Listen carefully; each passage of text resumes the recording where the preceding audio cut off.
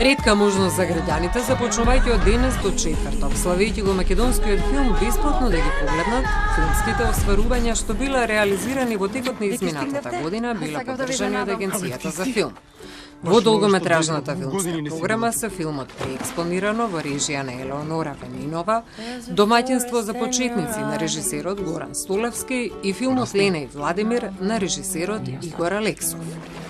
Практично, освен тоа што представува отчет на тоа што е сработено во една календарска година, инаку иницијативно и затоа и Златна рамка е направена, затоа што се случуваше пред оформувањето на Златна рамка, на вистина многу филмови кои се работат и се снимаат никогаш да не ги видиме никаде, практично и не знаеме дали постоела. Меѓутоа, сега едноставно таа едногодишна продукција, тоа што е сработено може да се биде на увид.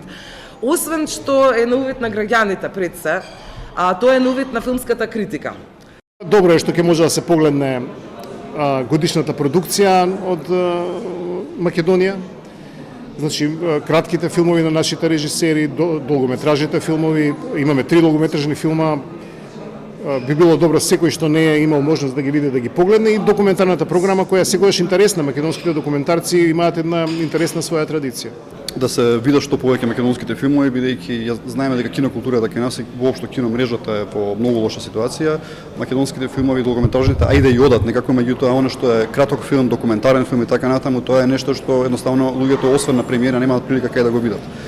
Краткометражната програма содржи 9 филмови кои ќе бидат прикажани во терминот од 18 часот на 19 јуни, додека документарната програма носи 5 остварувања, а проекциите се распоредени во текот на 3 денови на Златна рамка. Годинава овие награди, како што веќе сте информирани, одат во рацете на Тони Михайловски за актер, филмски актер, одат во рацете на Владимир Анастасов за продукција како филмски автор и одат во рацете на Марина Коловска, еден исклучителен филмски работник.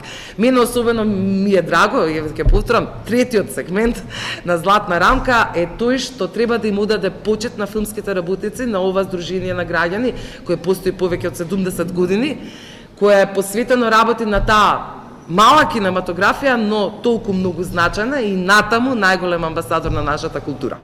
Веќе утре вечер ќе бидат доделени традиционалните почесни награди на Златна рамка.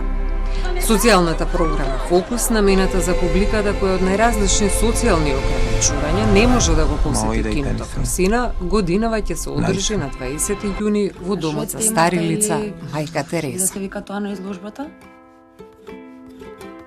Љубовници.